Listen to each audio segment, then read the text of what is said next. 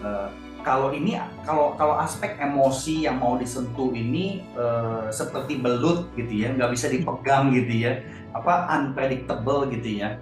Nah, kita kan juga bisa mengamati bahwa ada gereja-gereja tertentu yang luar biasa bagus menyentuh emosi dari jemaatnya yang beribadah.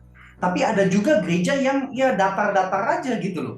Bahkan bisa dikatakan emotionless gitu loh, ya. Nggak ada Mm-mm. sentuhan ke emosi sama sekali. Ibadahnya itu kaku, ibadahnya itu kayak upacara, kayak protokol kenegaraan dan sebagainya.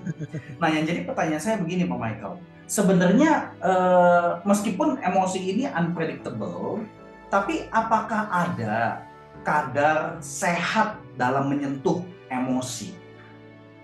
Hmm. Oh iya. Wah, menarik sih Pak.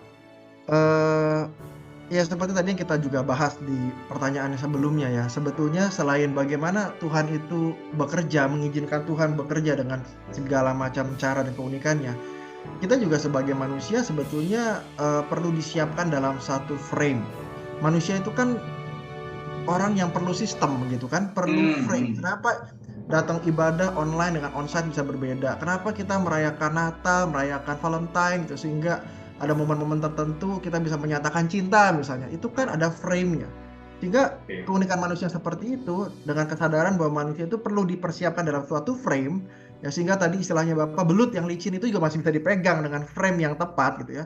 Itu menolong mempersiapkan diri manusia itu untuk masuk ke dalam sebuah ibadah yang memberikan efek yang utuh di dalam proses penyembahan manusia kepada Allah. Utuh itu berarti secara pengajaran dapat, secara liturginya dapat, tapi juga secara emosinya menyentuh.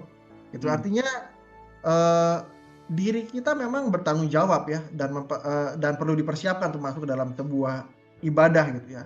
Jadi hal-hal yang apakah ada kadar sehat? Iya, sebetulnya waktu kita tuh aware gitu, secara pribadi jemaat itu aware gitu, itu menolong gitu ya. Sebuah kerinduan gitu untuk Tuhan menyentuh hati kita gitu dan ditambah dengan elemen-elemen ibadah itu sebagai sarananya itu akan menolong.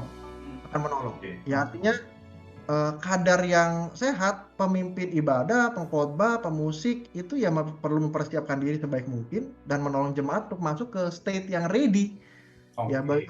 untuk mereka mengalami keutuhan ibadah yang menggugah roh manusia itu untuk semakin mencintai Tuhan dan sesamanya.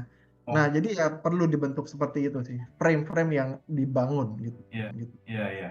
Wah, ini jawaban Pak Michael juga bagus sekali ya, dalam artian begini loh. Berarti memang tanggung jawab gereja atau ya para pemimpin yang mengatur, merancang sebuah kebaktian, tanggung jawab utamanya adalah menyediakan sebuah, dalam tanda petik, suasana, Ya, nuansa ya, yang bisa menolong jemaat itu untuk aware dia betul, lagi kenapa secara emosi, ya. betul. Sehingga pada saat dia masuk ke dalam ruang kebaktian, awareness itu akan menolong dia untuk apa ya, dalam tanda petik ya, ya relate sama Tuhan gitu ya. Minta Tuhan, Tuhan do something terhadap saya karena saya lagi begini nih, ya. Nah, kadang-kadang kan memang nggak semua orang bisa melabel dia sedang kenapa ya secara emosi ya. Iya, Tapi paling tidak mungkin nuansa, suasana, ruang kebaktian itu bisa apa ya, menolong sedikit ya. Meskipun sekali lagi kita nggak bisa memprediksi apakah jemaat itu mampu mengenali emosinya atau enggak gitu.